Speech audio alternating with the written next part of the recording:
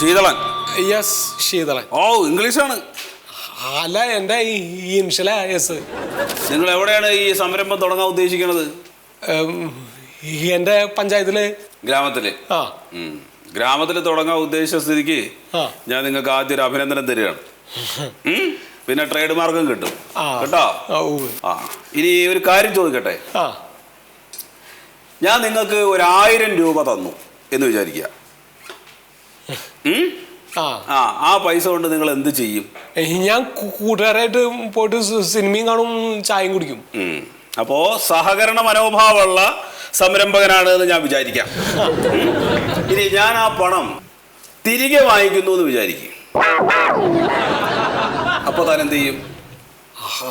അതെങ്ങനെ ശരിയാവാ സാറേ? വെറുതെ നിൽക്കുന്ന ഒരാൾക്ക് 1000 രൂപ കൊടുത്തിട്ട് പിന്നെ തിരിച്ചു ചോദിച്ചാൽ എങ്ങനെ തരിക? 8 ലക്ഷം രൂപയാണ് സർക്കാർ നിങ്ങൾക്ക് തരുന്നത്. എത്ര? 8 ലക്ഷം. 8 ലക്ഷം. 8 ലക്ഷം രൂപ നിങ്ങൾക്ക് തന്നിട്ട് ഒരു പൈസയും തിരിച്ചടക്കില്ല എന്നാണോ താൻ പറയുന്നത്? അത് ഞാൻ അടയ്ക്കും. അതെനിക്ക് വർക്ക്ഷോപ്പ് തുടങ്ങാൻ വേണ്ടിട്ട് തരണല്ലേ. അപ്പൊ ലാഭം കിട്ടുമ്പോ ഞാൻ തിരിച്ചടയ്ക്കും. ലാഭം കിട്ടുമ്പോഴല്ല, മാസാമാസം പൈസ തിരിച്ചടക്കണം. ലാഭം കിട്ടില്ലേ? കിട്ടില്ലേ? കിട്ടും. കിട്ടണം. അതിനുവേണ്ടി പ്രയത്നിക്കണം. പക്ഷേ ഈ 8 ലക്ഷം രൂപ നിങ്ങളുടെ കയ്യിൽ തരില്ല. അപ്പൊ എങ്ങനെ തിരിച്ചടക്കുക? എടോ ശീതള, 2 പേര് ചേർന്ന ഗ്രൂപ്പിനാണ് നമ്മൾ 8 ലക്ഷം രൂപ കൊടുക്കുന്നത്.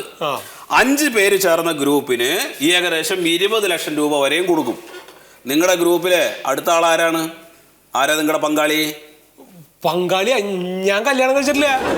എടോ, ഇയാളുടെ ജീവിത പങ്കാളിയല്ല ചോദിച്ചത്. നിങ്ങളുടെ സ്വപ്ന സംരംഭക പദ്ധതിയിലെ പങ്കാളി ആരാണ്? അല്ല, ഞാൻ ഒറ്റയ്ക്ക് സ്വപ്നം കണ്ടിട്ട് പിന്നെ വേറൊരു പങ്കാളി എന്തിനാ സാറേ? അപ്പോ ഈ പൈസ വേണ്ടേ? വേണം. അത് വേണമല്ലേ?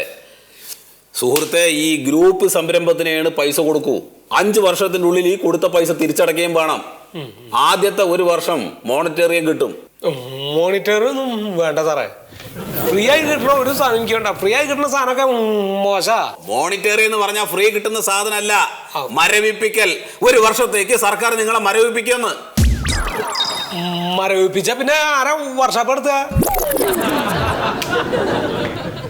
സുഹൃത്തെ, നിങ്ങൾ പലിശ 1 വർഷത്തേക്ക് അടക്കണ്ടെന്നാണ് പറഞ്ഞത്. ഞാൻ പറയുന്നത് മനസ്സിലാവുന്നുണ്ടോ നിങ്ങൾക്ക്? അത് കുഴപ്പമില്ല, അത് നന്നായി. അപ്പോഴേ നിങ്ങൾ ഇതുവരെ വന്നതിനും ഇത്ര നേരം സംസാരിച്ചതിനൊക്കെ വലിയ നന്ദി. അപ്പൊ ഞാൻ മാർക്കിടാൻ പോവാണ്. നിങ്ങളുടെ പ്രവർത്തന ശൈലിക്ക് 25-ല് 24 3 മാർക്ക്. സംരംഭക ഗുണത്തിന് സാറേ 25-ല് 8 മാർക്ക്. 8ഉം 2ഉം 10. 50-ല് 11 മാർക്ക് വന്നു കഴിഞ്ഞാൽ തോറ്റുപോയില്ലേ? തോറ്റില്ലേ? എന്തിനാ സാറേ എന്നെ തോൽപ്പിക്കണത്?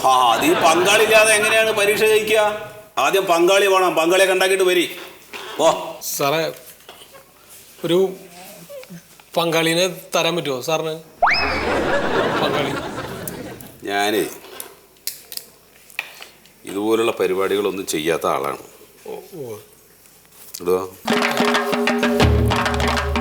അവിടെയുള്ള ആളുകൾ അറിയണ്ട. വേണ്ട. ഒരു പങ്കാളി വേണമെങ്കിൽ ഞാൻ തരാം കേട്ടോ. ആയിക്കോട്ടെ. ഒരു 7500 റുപ്യ വരും. 7500 റുപ്യ എന്ന് പറഞ്ഞാ അതില്ലേ? എന്നാ പങ്കാളിയില്ലേ? പൊക്കോ. സാറാ, 3000 റുപ്യ എനിക്ക് വർക്ക്ഷോപ്പിൽ നിന്ന് കിട്ടുക. അതിന് 7500. എടോ, ഇയാൾക്ക് 8 ലക്ഷം രൂപ കിട്ടില്ലടോ. കിട്ടുമ്പോ തന്നാ മതി. കിട്ടുമ്പോ തന്നാ പോരാ.